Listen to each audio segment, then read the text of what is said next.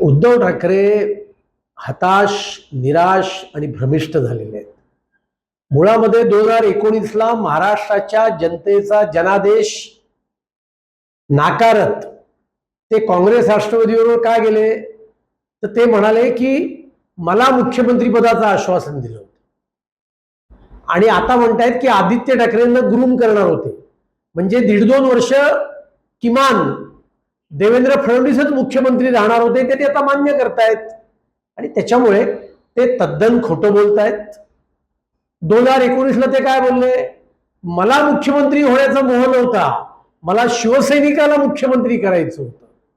आणि आता काय म्हणतायत? आदित्य ठाकरेंना मी मुख्यमंत्री करणार होतो. आणि त्याच्यामुळे उद्धव ठाकरे वारंवार खोटं बोलतायत. महाराष्ट्राच्या जनतेचा जनादेश त्यांनी त्या ठिकाणी त्याचा विश्वासघात केला. त्याचा योग्य धडा या लोकसभा निवडणुकीत महाराष्ट्राची जनता त्यांना शिकवल्याशिवाय राहणार नाही. कारण त्यांनी महाराष्ट्राच्या जनतेचा आशीर्वाद नाकारून ते काँग्रेस राष्ट्रवादी बरोबर स्वतः मुख्यमंत्री होण्याकरता गेले.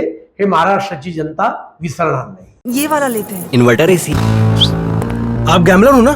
गैम्बलर? जुआ खेलते हो ना? तुम जुआ खेलते हो? अरे नहीं, ये तो कुछ भी बोले जा रहे हैं। इतनी महंगी और नाजुक एसी खरीद कर स्टेबलाइजर नहीं लोगे तो ये जुआ नहीं हुआ तो क्या हुआ? सिर्फ एक फ्लक्चुएशन आपके इन्वर्टर एसी के पार्ट्स को डैमेज कर सकता है। उसे वी गार्ड से सुरक्षित रखिए। V guard, India's number 1 stabiliser. Modi पंतप्रधान झाले ते भारतीय जनता पार्टीच्या आणि लोकांच्या आशीर्वादामुळे. मी आज युवराजांचं विधान वाचलं की 2014 आणि 19ला आम्ही मोदीजींना प्रधानमंत्री केलं. इतकं हास्यास्पद विधान. अहो, देशभरामधून भारतीय जनता पार्टीला स्वतःच्या ताकदीवर 283 जागा मिळाल्या 14ला, 19ला 303 मिळाल्या.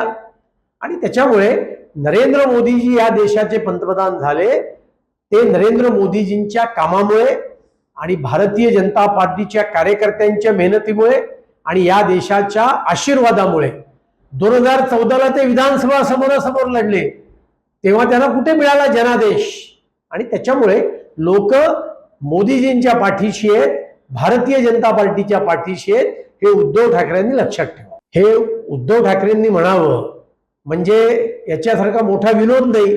जो मनुष्य दिवस रात्र खोटं बोलतोय, जो मनुष्य दिवस रात्र घाणेरड्या भाषेत देवेंद्र फडणवीसांपासून सगळ्यांवर टीका करण्याचं काम करतोय, त्याने हे बोलावं याचा अर्थ तळीरामाने दारूबंदी विषयी बोलण्यासारखं आहे.